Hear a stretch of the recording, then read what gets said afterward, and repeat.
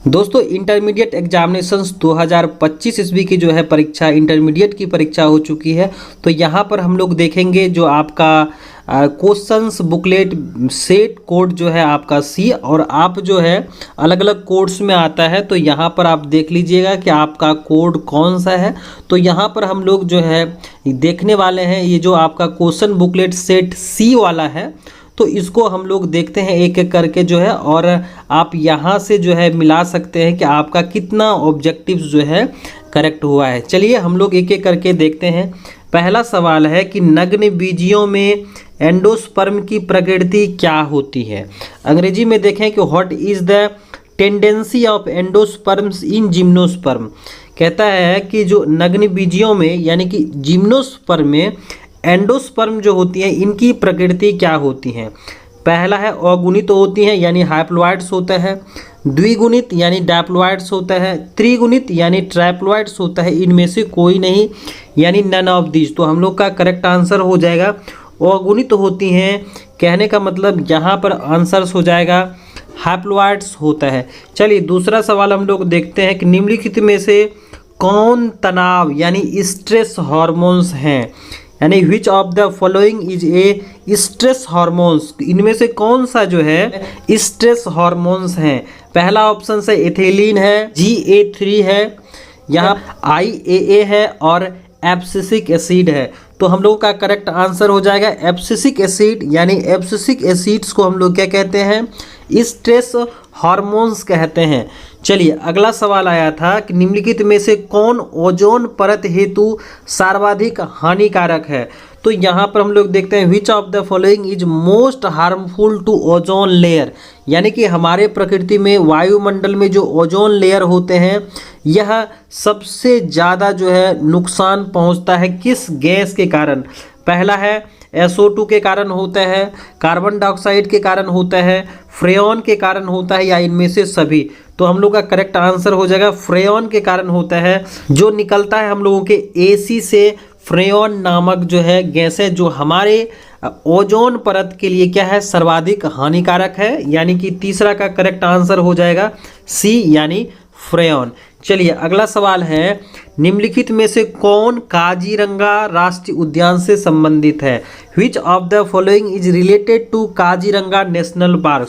पहला है शेर है, बाघ है, तेंदुआ है और गेंडा है। तो हम लोगों का करेक्ट आंसर हो जाएगा गेंडा, यानी कि गेंडा जो होता है यहाँ पर काजीरंगा राष्ट्रीय उद्यान में कि काजीरंगा नेशनल पार्क्स में जो है यहाँ पर राइनोसिरस यानी गेंडा का संरक्षण किया जाता है। चलिए अगला सवाल है कि भारत में संरक्षित जैव मंडल कितने हैं, है ना। भारत में जो है what is the number of biosphere in India, कितने हैं भाई। तो यहाँ पर हम लोग का करेक्ट आंसर हो जाएगा 18 यानी 18 जो है हम लोगों के पास यानी भारत के पास क्या है संरक्षित जैव मंडल है। चलिए अगला सवाल है कहता है निम्नलिखित में से कौन नाइट्रोजन का स्थिरीकरण करता है।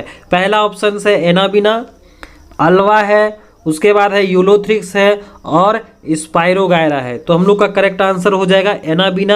एनाबिना क्या है आपके नील हरित शैवाल आते हैं जिसको हम लोग BGA कहते हैं यानी ब्लू ग्रीन एल्गी कहते हैं। इसी में आपका क्या रहता है हेट्रोसिस्ट नामक जो है एक स्पेशल स्ट्रक्चर्स रहता है जिसमें नाइट्रोजन स्थिरीकरण की क्षमता होती है।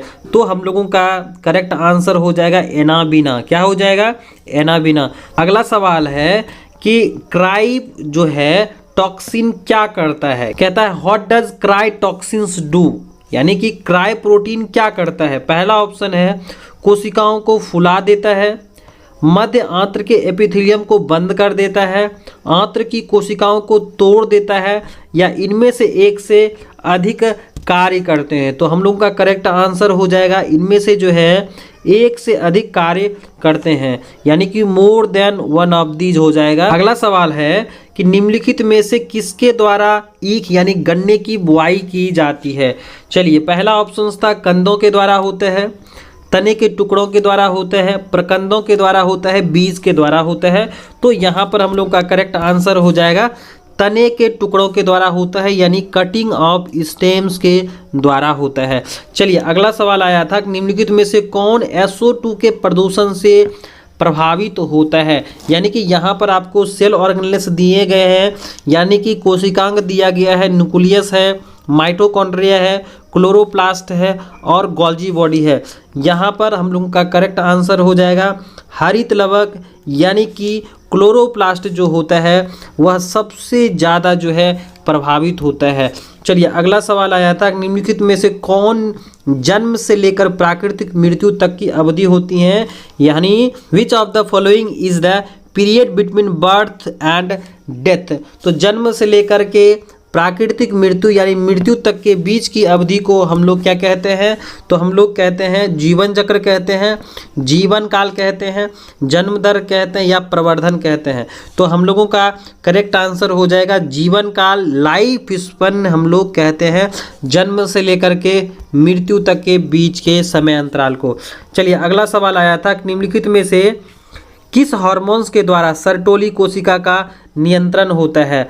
LH के द्वारा, ल्यूटिनाइजिंग हार्मोन्स के द्वारा होता है, FSH यानी फॉलिकल स्टिमुलेटिंग हार्मोन्स के द्वारा होता है, प्रोलैक्टिन्स के द्वारा होता है और गोनेडोट्रोपिन्स हार्मोन्स के द्वारा होता है। तो हम लोगों का करेक्ट आंसर हो जाएगा फॉलिकल स्टिमुलेटिंग हार्मोन्स यानी FSH के द्वारा होता है। चलिए अगला सवाल है कि निम्नलिखित में से कौन अपरा से होकर नहीं गुजर सकता है ना, यानी which of the following can not pass through placenta. तो यहाँ पर पहला ऑप्शन है अल्कोहल, वसाम्ल है, लौ है या यहाँ पर जो है मैटरनल एंटीबॉडीज़ है। तो यहाँ पर हम लोग का सही हो जाएगा मातृ प्रतिरक्षा, यानी कि यहाँ पर हो जाएगा मातृ प्रतिरक्षी जो है यह नहीं गुजर सकता है। चलिए अगला सवाल है, निम्नलिखित में से कौन नई प्रजाति के निर्माण के लिए महत्वपूर्ण कारक है। पहला ऑप्शन है विलगन, उत्परिवर्तन, विविधता, प्रतियोगिता, यानी कि आइसोलेशन, म्यूटेशंस है, वेरिएशंस है, कंपटीशन है। तो हम लोगों का करेक्ट आंसर हो जाएगा म्यूटेशंस, यानी उत्परिवर्तन के कारण जो है नई प्रजातियों का निर्माण होता है। चलिए अगला सवाल आया था कि निम्नलिखित में से किसके विवर को कोरक रंध्र ब्लास्टोस्पोर्स के नाम से हम लोग जानते हैं। तो यहाँ पर पहला ऑप्शन है गैस्ट्रुला को, मोरुला को, ब्लास्टुला को या जो है न्यूरल यानी कि जो आपका तंत्रिका तंत्र था। तो यहाँ पर हम लोग का करेक्ट आंसर हो जाएगा गैस्ट्रुला को, यानी कि the opening of which of the following is known as the blastopore, है ना। तो अगला सवाल आया था, निम्नलिखित में से कौन परिदल पुंज का भाग होता है, यानी कि विच of the following is a part of perianth. तो पहला ऑप्शन आया था पेटल, टेपल, थैलेमस या स्टैमन। तो हम लोग का करेक्ट आंसर हो जाएगा टेपल होता है, यानी कि परिदल पत्र होता है। चलिए हम लोग आगे बढ़ते हैं। मनुष्यों में निम्नलिखित में से कौन सी कोशिकाएं गतिशील होती हैं। पहला ऑप्शन तंत्रिका कोशिका होती है, यानी नर्व सेल्स है, त्वचीय यानी कि कुटेनियस सेल्स होते हैं, अंड कोशिका यानी एक सेल्स था और शुक्राणु कोशिका। तो हम लोगों का करेक्ट आंसर हो जाएगा शुक्राणु कोशिका यानी स्पर्म सेल्स क्या होती हैं, गतिशील होती हैं। अगला सवाल था कि निम्नलिखित में कौन लिंग सहलग्न गुण है, यानी कि यहाँ पर आपको चुनने हैं सेक्स लिंक्ड कैरेक्टर्स चुनने हैं। पहला ऑप्शन है एनीमिया, दूसरा है कलर ब्लाइंडनेस, ब्लाइंडनेस और ऑल ऑफ द एबव। तो हम लोगों का यहाँ पर करेक्ट आंसर हो जाएगा कलर ब्लाइंडनेस, यानी कि आपका वर्धानता जो है क्या है, सेक्स लिंक्ड कैरेक्टर्स है। चलिए हम लोग बढ़ते हैं आगे। अगला है निम्नलिखित में से कौन जीवित जीवाश्म है। कौन है जीवित जीवाश्म है, which of the following is a living fossils. पहला ऑप्शन है एम्फियोक्सस है, वारानस है, लैम्प्री है या लेटीमेरिया है। तो हम लोगों का करेक्ट आंसर हो जाएगा लेटीमेरिया क्या होते हैं, आपके लिविंग फॉसिल्स होते हैं। चलिए अगला सवाल है कि निम्नलिखित में कौन सी गैस पृथ्वी के प्रारंभिक काल में नहीं था। तो यहाँ पर पहला ऑप्शन है ऑक्सीजन, कार्बन डाइऑक्साइड, हाइड्रोजन और आपके नाइट्रोजन। तो यहाँ पर हम लोग का करेक्ट आंसर हो जाएगा ऑक्सीजन नहीं था, है ना, ऑक्सीजन नहीं था। अगला सवाल आया था कि निम्नलिखित में से किसके द्वारा अभिसारी विकास प्रदर्शित होता है। पहला ऑप्शन था bacteria and protozoa, rat and dog, starfish and cuttlefish, उसके बाद है डॉग फिश एंड व्हेल। तो हम लोगों का करेक्ट आंसर हो जाएगा डॉग फिश एंड व्हेल, यानी कि कुत्ता, मछली और व्हेल ये क्या करता है, यहाँ पर जो है अभिसारी विकास को प्रदर्शित करता है। अगला सवाल है कि निम्नलिखित में से कौन जो है एटाविज्म्स का जो है यहाँ पर एग्जाम्पल्स है। पहला है घुंघराले बाल है, लंबे हाथ है, बच्चों में जो है जन्म के समय छोटी पूंछ है, या इनमें से सभी। तो हम लोगों का यहाँ पर करेक्ट आंसर हो जाएगा इनमें से सभी, यानी कि ये सभी के सभी जो है एटाविज्म्स को शो करते हैं। अगला सवाल था कि निम्नलिखित में से कौन लैक ऑपेरॉन में बीटा गैलेक्टोसाइडेज का कोडित करता है। तो यहाँ पर हम लोगों का पहला ऑप्शन है जेड जीन है, उसके बाद है अल्फा जीन है, वाई जीन है और आई जीन है। तो हम लोग का करेक्ट आंसर क्या हो जाएगा, जेड जीन है ना। यहाँ पर जो है 22 का हो जाएगा, ए नंबर करेक्ट हो जाएगा, यानी पहला ऑप्शन करेक्ट हो जाएगा। अगला सवाल है कि निम्नलिखित में से कौन यौन संचारित रोग है। आपको यहाँ पर चुनने हैं कौन ऐसे रोग हैं जो लैंगिक संचारित हैं, एसटीडी हैं। पहला ऑप्शन है सिफिलिस है ना, उसके बाद है गोनोरिया है, उसके बाद है ए और बी दोनों है, यानी कि आपका सिफिलिस भी है और गोनोरिया भी है, या इनमें से कोई नहीं। तो हम लोगों का करेक्ट आंसर हो जाएगा बोथ, यानी कि यहाँ पर जो है सिफिलिस भी है और गोनोरिया भी है। चलिए अगला सवाल आया था निम्नलिखित में से किस स्तर पर भ्रूण का स्थानांतरण फैलोपियन नलिका में किया जाता है।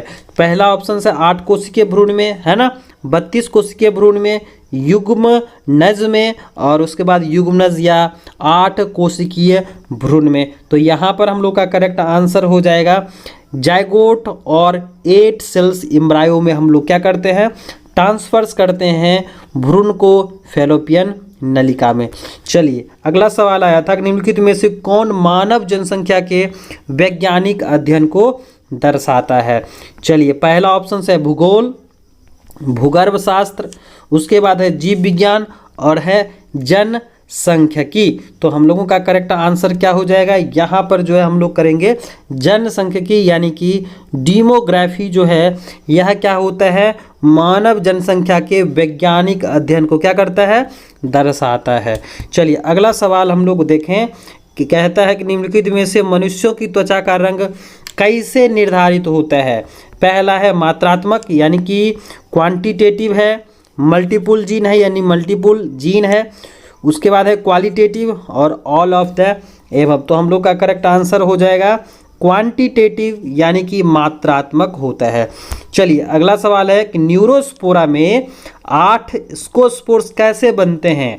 कहने का मतलब कि how are the 8 ascospores formed in Neurospora. तो हम लोग का करेक्ट आंसर हो जाएगा एक अर्धसूत्री और एक समसूत्री विभाजन के द्वारा क्या होता है, न्यूरोस्पोरा में 8 क्या बनते हैं, एस्कोस्पोर्स का निर्माण होता है। चलिए अगला सवाल आया था कि महिला रूपी लक्षण वाले पुरुष को हम लोग क्या कहते हैं।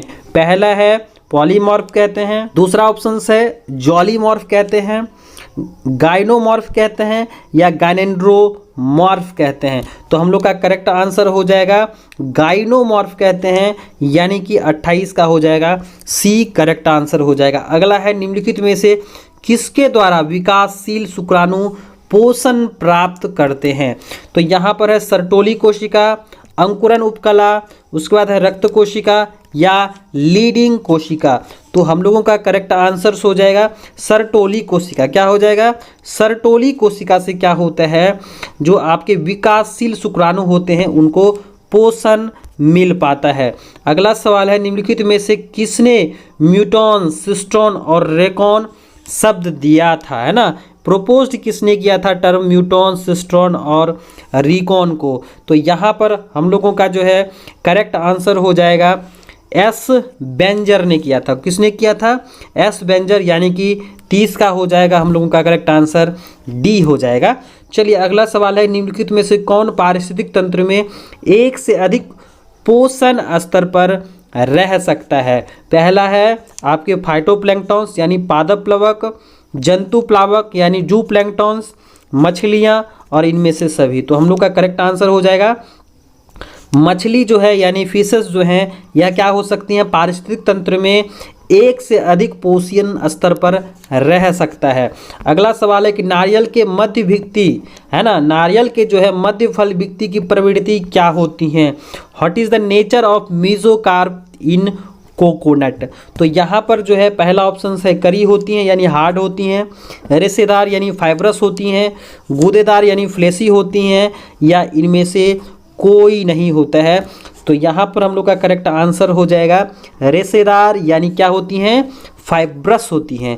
चलिए अगला सवाल है निम्नलिखित में से किससे पुमांगों का निर्माण होता है। तो यहाँ पर जो हम लोग का पहला ऑप्शन है पुकेसर है, पराग है, परागकोश है और वर्तिका है। तो हम लोगों का करेक्ट आंसर हो जाएगा स्टामेन। क्या हो जाएगा, स्टामेन यानी कि पुकेसर हम लोग का करेक्ट आंसर हो जाएगा। अगला सवाल है मनुष्यों में संलग्न समूहों की संख्या क्या है ना। तो यहाँ पर पहला ऑप्शन है 46 होती हैं, 22 होती हैं, 92 होती हैं, 23 होती हैं। तो यहाँ पर हम लोग का करेक्ट आंसर क्या हो जाएगा, 23 संलग्न समूह संख्या पाई जाएगी मनुष्यों में। ठीक है, चलिए अगला सवाल है निम्नलिखित में से कौन गुणसूत्र की मूल संख्या को दर्शाता है। पहला ऑप्शन है n, 2n, 4n और n/2। यहाँ पर हम लोग का करेक्ट आंसर हो जाएगा यहाँ पर n, यानी कि यहाँ पर क्या होता है, जो आपके गुणसूत्र की मूल संख्या को n जो है वो क्या करता है, डिनोट करता है। अगला सवाल है कि मैंग्रोव वनस्पतियाँ कहाँ पाई जाती हैं। पश्चिमी घाट में मिलती हैं, सुंदरवन में मिलती हैं, देहरादून की घाटी में मिलती हैं या कुल्लू में मिलता है। तो यहाँ पर हम लोग का करेक्ट आंसर क्या हो जाएगा, सुंदरवन में क्या मिलता है, मैंग्रोव वेजिटेशन देखने को मिलता है। अगला सवाल है निम्नलिखित में से द्वितीय अनुक्रमण कहाँ होता है। पहला ऑप्शन है बालू पर होता है, उजड़े हुए वनों में मिलता है, अनावृत चट्टानों में मिलता है या नवनिर्मित तालाबों में देखने को मिलता है। तो यहाँ पर हम लोग का करेक्ट आंसर हो जाएगा उजड़े हुए वनों में, यानी तो यहाँ पर हम लोग का करेक्ट हो जाएगा इन डिग्रेडेड फॉरेस्ट्स में होता है। अगला सवाल आया था निम्नलिखित में से कौन उत्कृष्ट जैव उर्वरक है, मतलब यहाँ पर एक्सेलेंट बायो फर्टिलाइजर्स के बारे में कह रहा है।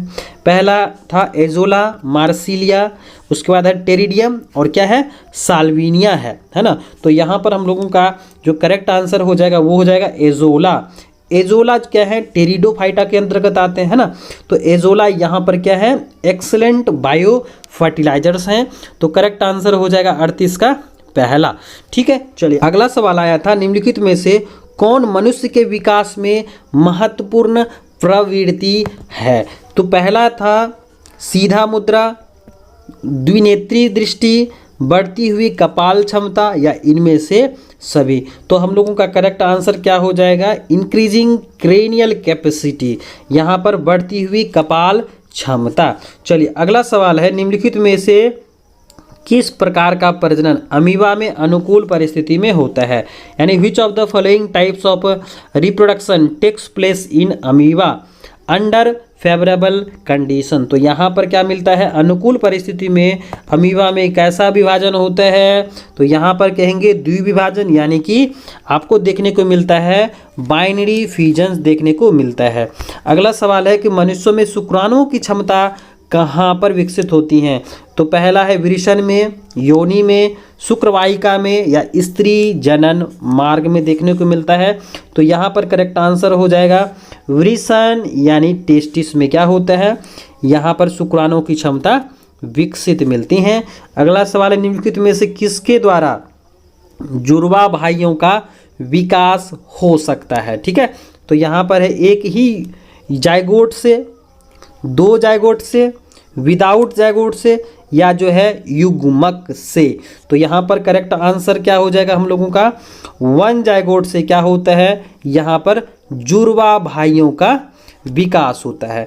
अगला है पोमी कल्चर, यानी कि जो है पोमी कल्चर जो है किसके अध्ययन से संबंधित है, रेशम से, फल से, सब्जी से या फूल से। तो हम लोगों का करेक्ट आंसर क्या हो जाएगा, यहाँ पर जो है पोमी कल्चर जो होता है वह फ्रूट से रिलेटेड है। चलिए अगला सवाल है कि निम्नलिखित में से कौन पारिस्थितिक तंत्र के जैविक घटक हैं, है ना। पहला है वायु यानी एयर है, सूर्य का प्रकाश यानी सनलाइट है, जल है, उसके बाद हम लोग का प्रोड्यूसर्स है। तो यहाँ पर क्या हो जाएगा, सजीव घटक कह रहा है ना, जैविक घटक कह रहा है ना, तो यहाँ पर क्या हो जाएगा, उत्पादक, क्या हो जाएगा, प्रोड्यूसर्स। चलिए अगला सवाल है, निम्नलिखित में से कौन समुद्री मछली है। ठीक है, तो यहाँ पर पहला है कतला है, मांगुर है, हिल्सा है और सिंगी है। तो हम लोग का करेक्ट आंसर हो जाएगा हिल्सा। हिल्सा क्या होती हैं, समुद्री मछली होती हैं। क्या होती हैं, समुद्री मछली होती हैं। अगला सवाल है, निम्नलिखित में से कौन कुनैन का स्रोत है। पहला है कैनाबिस है, सिनकोना है, पॉपी है और यूकैलिप्टस है। तो हम लोग का करेक्ट आंसर क्या हो जाएगा, सिनकोना। क्या हो जाएगा, सिनकोना से क्या मिलती हैं, कुनैन नामक दवाई प्राप्त की जाती हैं। अगला है where are woody lianas climbers found, यानी कि काष्ठीय आरोही लताएं कहाँ पर पाई जाती हैं।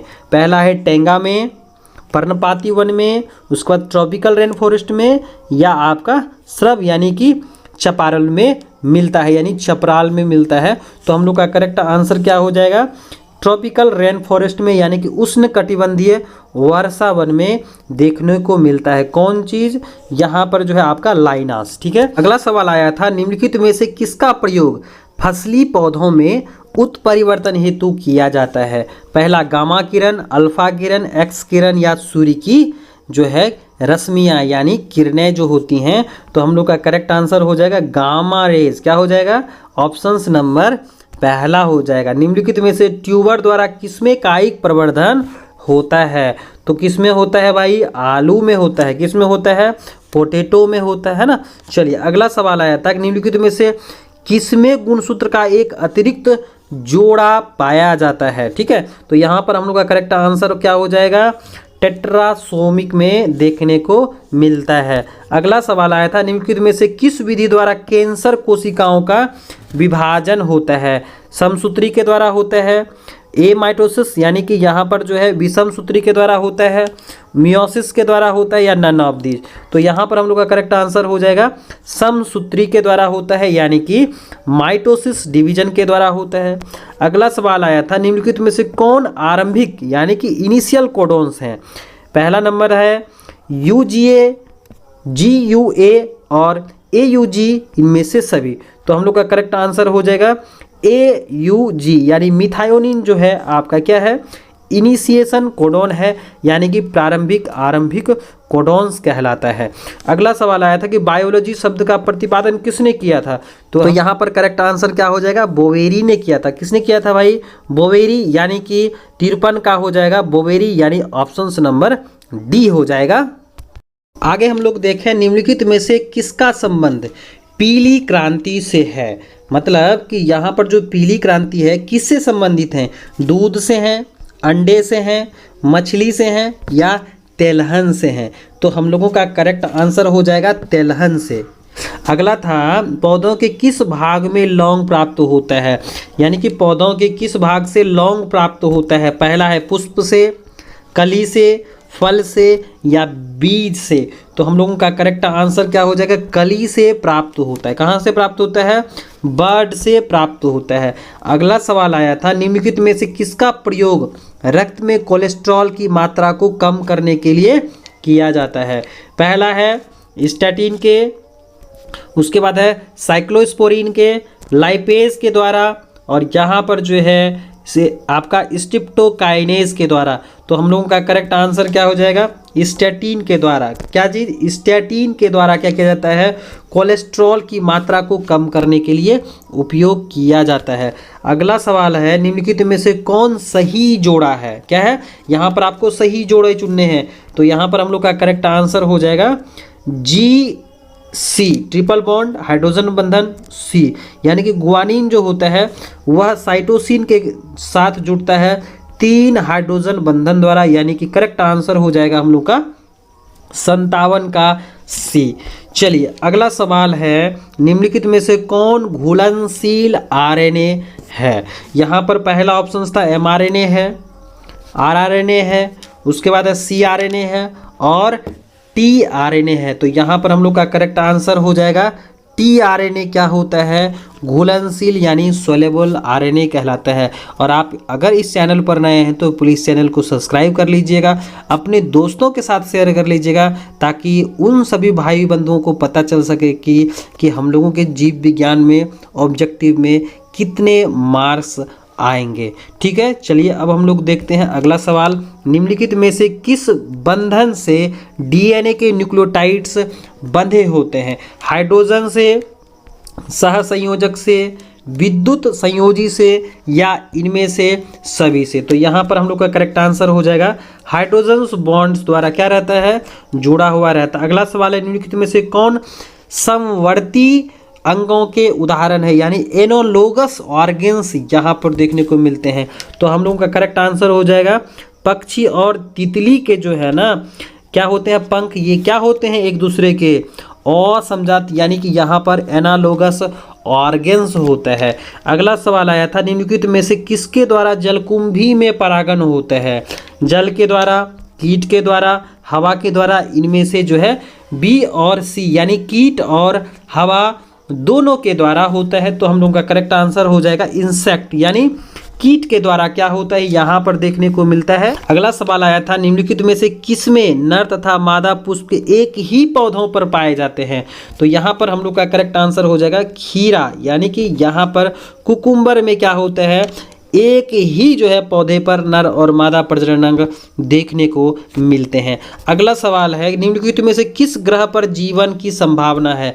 तो हम लोग का करेक्ट आंसर हो जाएगा मार्स पर, यानी कि मंगल ग्रह पर जो है जीवन की संभावना है। अगला सवाल आया था, निम्नलिखित में से किस पद का प्रयोग किसी निश्चित क्षेत्र में पाए जाने वाली जनसंख्या हेतु किया जाता है? तो यहाँ पर हम लोग का करेक्ट आंसर हो जाएगा एंडीमिक, यानी कि यहाँ पर स्थानीय है। चलिए अगला सवाल है, निम्नलिखित में से कौन आपका कोडोमिनेंस को F2 संतति के प्रारूपिक अनुपात को दर्शाता है? तो हम लोग का करेक्ट आंसर हो जाएगा यहाँ पर ऑप्शन नंबर सी। ठीक है, चलिए अगला सवाल है, निम्नलिखित में से कौन DNA द्वारा RNA के निर्माण से संबंधित होता है? यहाँ पर हम लोग का करेक्ट आंसर हो जाएगा ट्रांसक्रिप्शन, यानी कि यहाँ पर करेक्ट आंसर हो जाएगा 66 का बी। ठीक है, अगला सवाल आया था, निम्नलिखित में से कौन मलेरिया के रोग जनक है? मलेरिया किससे होता है भाई? प्लाज्मोडियम से ना होता है? यहाँ पर करेक्ट आंसर हो जाएगा पहला। ठीक है, अगला सवाल है, निम्नलिखित में से किसके द्वारा सर्वाधिक सौर ऊर्जा का अवशोषण होता है? पहला है प्लांटेशंस, जब हम लोग वृक्षारोपण करते हैं, पौधारोपण करते हैं, क्रॉपिंग यानी फसल लगा देते हैं, या घास उगा करके है ना, ग्रोइंग ग्रासेस, या शैवाल लगाकर यानी कल्चरिंग एल्गी। तो यहाँ पर हम लोग का करेक्ट आंसर हो जाएगा क्रॉपिंग करके जो है ना, यानी कि हम लोग क्या करते हैं, फसल लगा करके जो है ज़्यादा से ज़्यादा हम लोग सौर ऊर्जा को अवशोषित कर सकते हैं। कहने का मतलब यहाँ पर जितने सारे एरिया में यानी सरफेस बढ़ेगा उतना ज़्यादा सनलाइट का क्या होगा, एब्जॉर्प्शंस होगा। यहाँ पर हम लोग अगला सवाल देखते हैं, निम्नलिखित में कौन सा तत्व क्लोरोफिल के पर्फेरिन्स वलय के मध्य में होता है? Which of the following elements is present in the center of the porphyrins ring of chlorophyll? तो हम लोगों का यहाँ पर जो है करेक्ट आंसर हो जाएगा मैग्नीशियम होता है। क्या होता है? मैग्नीशियम होता है, यानी कि क्लोरोफिल में आपको क्या देखने को मिलते हैं, मैग्नीशियम्स देखने को मिलते हैं। और अगर आप इस चैनल पर नए हैं तो इस चैनल को सब्सक्राइब कर लीजिएगा, क्योंकि 12वीं तक के जितने भी सारे आपको लॉन्ग शॉर्ट और खास करके ऑब्जेक्टिव प्रश्न पत्र होते हैं, थ्योरी के साथ साथ यहाँ पर जो है नोट्स प्रोवाइड्स करे जाएंगे। जो बच्चे 2026 ईस्वी के एनुअल एग्जामिनेशंस में जो है भाग लेंगे, यानी जो कैंडिडेट्स होंगे, उन सभी भाई बंधुओं को शेयर कर दीजिएगा, ताकि वे भी जो है कुछ ना कुछ नई जानकारी सीख सके। चलिए हम लोग आगे बढ़ते हैं, और हम लोगों का 17वां सवाल है, निम्नलिखित में से किस पौधों में आपका फॉस्फोनाइल पाइरुवेट यानी CO2 का संग्राहक है? तो यहाँ पर हम लोगों का करेक्ट आंसर हो जाएगा C4 प्लांट्स, यानी कि यहाँ पर देखने को मिलते हैं which of the following plants is their phosphoenol pyruvate receptor of carbon dioxide? तो यहाँ पर करेक्ट आंसर हो जाएगा C4 प्लांट, यानी 70 का बी करेक्ट आंसर हो जाएगा। तो चलिए आज के वीडियो में बस इतना ही, हम लोग मिलते हैं एक नए वीडियो में एक नए टॉपिक के साथ। और जो भी बच्चे 2026 ईस्वी में इंटरमीडिएट परीक्षा में शामिल होंगे उन सभी भाई बंधुओं को वीडियो शेयर कर दीजिएगा। इतना सारा आपका जो है ऑब्जेक्टिव सही हुआ आप कमेंट सेक्शन में ज़रूर बताइएगा।